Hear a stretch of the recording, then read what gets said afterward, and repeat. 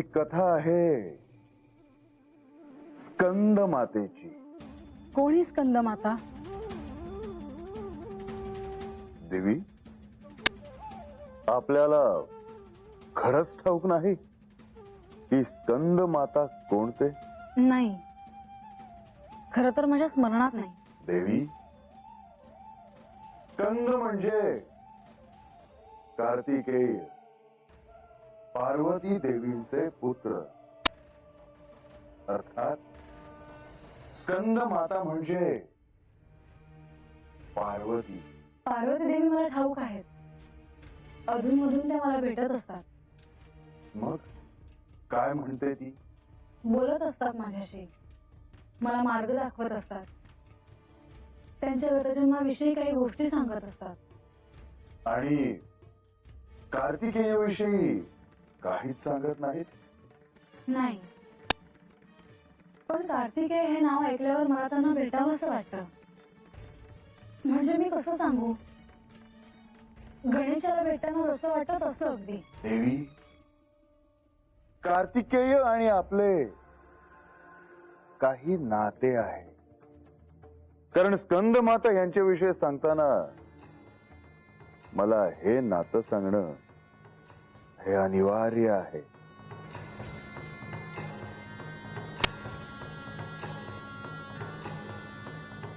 देवी, तुमच्या या कार्यात काही सहाय्य लागले तर मी तत्पर आहे. आता मला सांगा, आपण कोण आहात? आजपर्यंत मला जो अनुभव आला नाही तो या साधनेतून येतो आहे. ही साधी घटना नाही. आपण मला सहाय्य करायला तर आला नाही आहात ना? देवी, शांत व्हा. मी शिवमय झालेला केवळ एक साधक आहे. आपण कोण आहात हे मला कळले ते शिवकृपेने, आणि म्हणूनच मी इथे थांबलो. प्रत्यक्ष मल्हारीच्या अर्धांगिनी दिसल्यावर मी का नाही थांबणार? नाही, पण आपली ही खरी ओळख नाही. आपण कोणीतरी दिव्य देवता आहात. मी कोण आहे हे जर आपण शोधत बसला तर आपण ज्या कार्यासाठी इथे आला आहात ते कार्य पूर्ण कसे होणार? ते अपूर्ण नाही राहणार. परंतु देवी, आपण जेजुरीत मात्र तेच केला. आपण बानूचा द्वेष केला, तिचा स्वीकार नाही केला, आणि तोच तुमच्या साधनेत अडथळा ठरला. म्हणूनच मी इथे एकांतात आले ना. या शांततेत साधना करायची आहे मला. देवी, हा एकांत आहे हे निश्चितच. परंतु ही जी शांतता आहे ही शांतता ह्या परिसराची आहे. ही शांतता ह्या भूमीची आहे, आपली नाही. आणि जर तुम्ही पुन्हा जेजुरीत गेलात आणि जर आपल्या आतमध्ये ही शांतता नसेल तर देवी, आपला क्रोध मात्र निश्चितच जागृत होईल. आणि म्हणूनच ही साधना सार्थ व्हायला हवी. मी प्रयत्न करेन. प्रयत्न नाही, आपल्याला संकल्प करायला हवा. देवी, आपल्यासाठी गडावर आख्यान होत होतं, बरोबर? हो. मग त्यातली प्रत्येक गोष्ट आपण श्रवण करत होता तेव्हा प्रत्येकाचा अर्थ आपल्या ध्यानात येत होता का? नाही. देवी, आपण तो समजून का नाही घेतला? कारण एका अर्थी ती माझी परीक्षा होती आणि ते मला समजून घ्यायचे होते.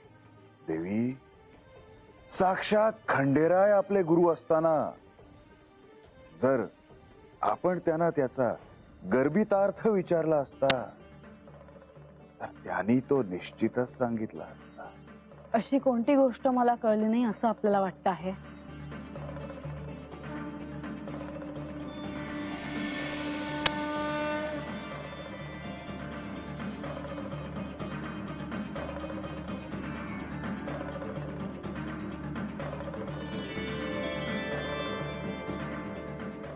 आपल्याला देवी महाकालीची कथा आठवते का?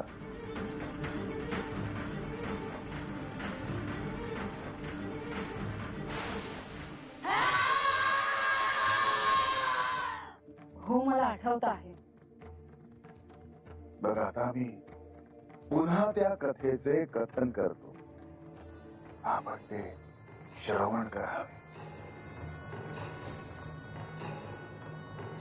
कैलासात एकदा श्री महादेव आणि श्री पार्वती हे ध्यानस्थ होते, परंतु त्यांच्या ध्यानाला एक विशिष्ट अर्थ होता. असे काय विशेष होते? पृथ्वी आणि स्वर्ग ह्या दोन्ही लोकात दारुक ह्या राक्षसाने थैमान मांडले होते. त्याला कोणाचेच भय राहिले नव्हते. आता या दारुक राक्षसाला कोण आवरणार? म्हणून सर्व देवी देवता हे श्री महादेव आणि श्री पार्वती देवी यांच्याकडे आशेने पाहत होते. पण मला स्मरते की ब्रह्मदेवांनी त्याला एक वरदान दिले होते. होय, खरे आहे. महादेव आणि पार्वती हे जेव्हा ध्यानस्थ होते तेव्हा पार्वती देवींचा एक अंश हा महादेवांच्या कंठात गेला. श्री महादेव यांच्या कंठात असणाऱ्या विषाच्या वर्णाची देवी प्रकट झाली. तिचे स्वरूपच रौद्र होते. ती महाकाली. सर्व देवी देवता यांनी तिला नमन केले, कारण तीच त्या दारुक राक्षसापासून त्यांचं रक्षण करेल असा विश्वास त्यांना होता.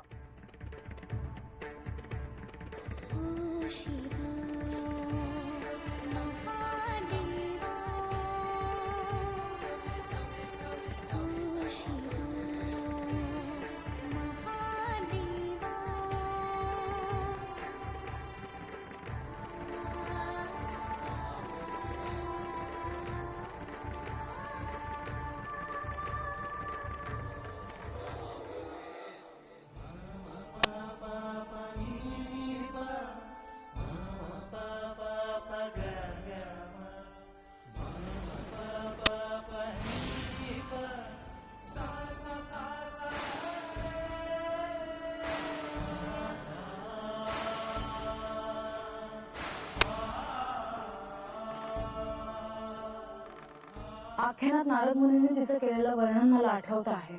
महाकाली,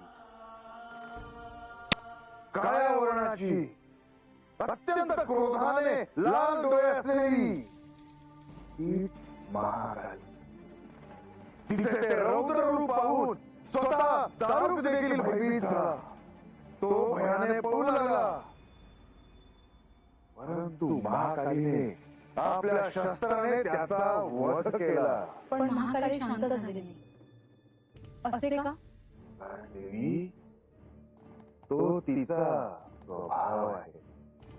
हे युद्ध तिचे प्रथम युद्ध होते, तेव्हा स्वतःच्या क्रोधाला कसे नियंत्रित करावे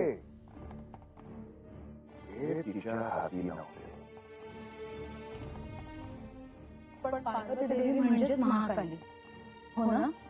होय, तीच पार्वती जिने प्रथम त्या दारुक राक्षसाचा वध केला, परंतु तरी देखील तिला स्वतःचा क्रोध आवरत नव्हता. तीच पार्वती.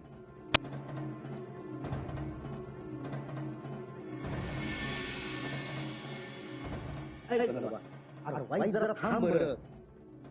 काय तू काय गपगपच राहणार आहेस होय? काही बोलणार नाहीस का? तर मी काय बोलणार बाबा? अरे महादेवी गडावरनं गेल्यापासून कोणी बी काय बी बोलणं झालंय बघ. वय खरं आहे. पण काय रे, तू तर त्यासनी सोडून आलायस ना हो? हा? आणि कुणाला बी हवं नाही की त्या कुठं गेल्या आहे ती. पण तुला तर हवं आहे ना? नाही, त्या एकल्याच गेल्या ती. त्याची ध्यान करायला होतं ना. म्हणून त्या गेले. अरे मग हातात करायचं होतं की ध्यान. अरे राघोबा, तू काय खुळा आहेस होय? देवीला राजवाड्यामध्ये काय म्हणल्या होत्या ठेवायचं तुला? त्या म्हणल्या होत्या की एका माणसामध्ये खरं काय आहे ते हुडकून काढणार नाही. होय ग? मग हे समजा काय हवं म्हणून ध्यान करायला ग. असं आहे होय? मग अरे हे समजत काय आपल्याला कुठं डोकं आहे? अरे मग मला विचार, मी सांगन. पण काय ग? त्यासनी एकट्यासनी समजा आठवण होय? नाहीतर काय? नाही, मला वाटलं होतं का कोणीतरी काय बाय सांगत असं. नाही, त्या आश्रमाच्या जवळ कुणी बी नाही. एकदम शांत आहे तो आश्रम. आपल्या देवी एकट्या ध्यान करत बसले असणार बघ तसं. म्हणजे त्या आश्रमामध्ये गेल्या आहे ती. होय ना? ये राघोबा, मी आज तुला जे सांगितलं हे कुणाला बी कळू देऊ नका. हा, आलं का ध्यानात? अरे नाही र, मी कशाला कुणाला सांगायला जातोय कुठं?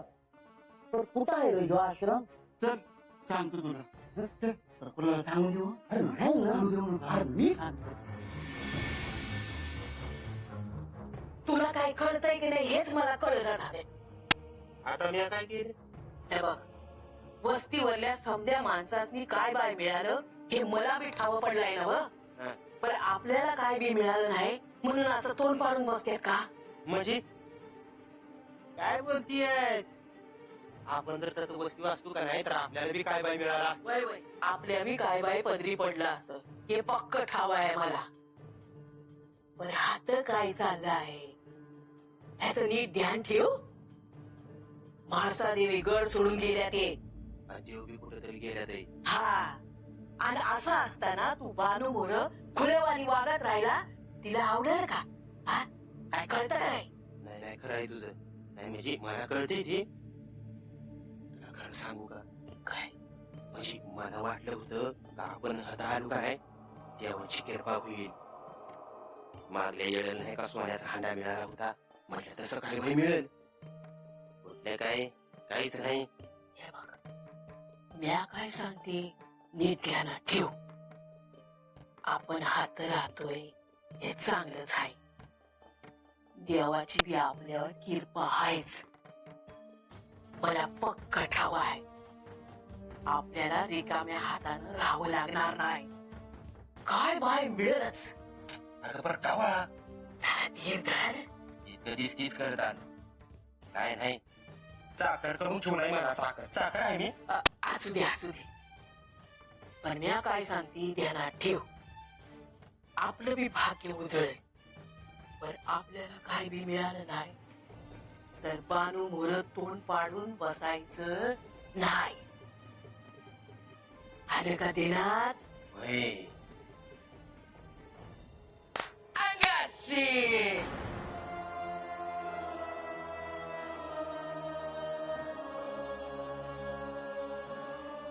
बाई, देव जरी गडावर नसले तरी त्यांची कृपादृष्टी सदैव भक्तांवर असणारच आहे.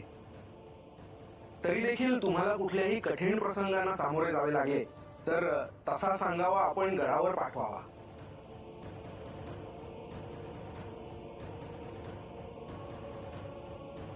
देवा, तुम्ही मला सांगितलं का काही वाटलं तर गडावर सांगावा धाडावा.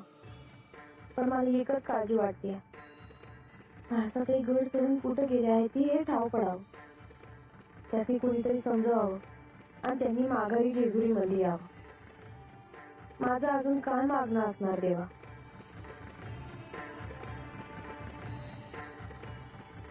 ते पाणी हवं असेल म्हणून आणून ठेवलं बघा. तुम्हाला तरच नाही ना दिला. माझी चूक झाली. नाही ग, अगं बस की.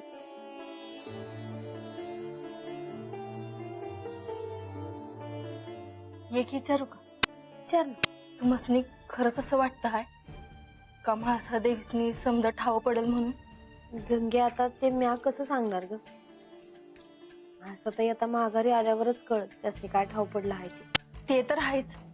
पर हे समजा हुडकताना त्यासनी कोणी काय बाय सांगत असेल का हो? कोण? पर तुला असं कशा पाय वाटलं? नाही, असंच मनामध्ये विचार आला म्हणून विचारलं म्या. देव बी नाहीत ग हात. नाहीतर मी त्यासनी विचारलं असतं तर त्यांनी सांगितलं असतं मला.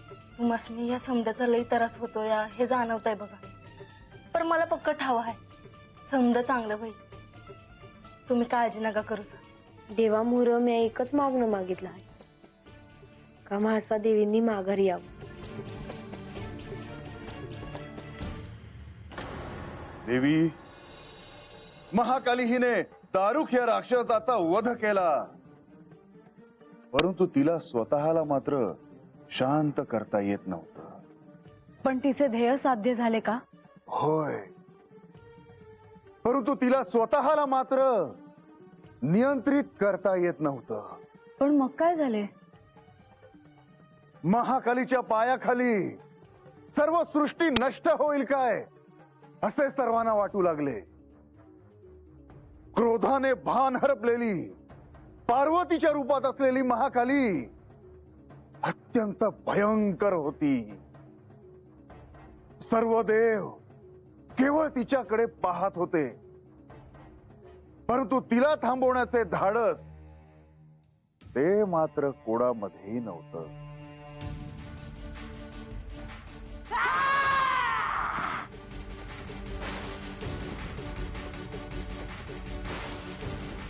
मग महाकालीला कोण सामोरं गेलं?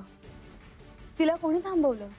श्री विष्णू ब्रह्मदेव यांनी सांगितले की तिला कोणीतरी थांबवायला हवं, नाहीतर सारी सृष्टी नष्ट होईल. आणि म्हणून कोणीतरी ह्यामध्ये हस्तक्षेप करायला हवा. मातेला आता भान राहिले नाही. अशुभासोबत शुभाचाही विनाश होईल. तिच्या क्रोधात सगळं काही जळून जाईल. देवा, आता विलंब नको, त्वरित काहीतरी करावे. महादेवांना ठाऊक होतं की पार्वतीच्या रूपातील महाकाली ही शांत होत नव्हती. ते स्वतः जरी तिच्या सामोरे गेले असते तरी तिने त्यांना ओळखले नसते.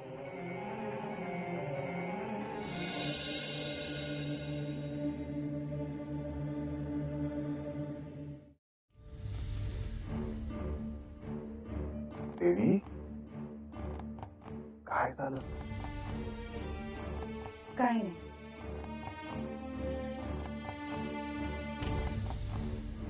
आता महादेवांपुढे फार मोठा प्रश्न होता की ह्या महाकालीला थांबवायचे कसे.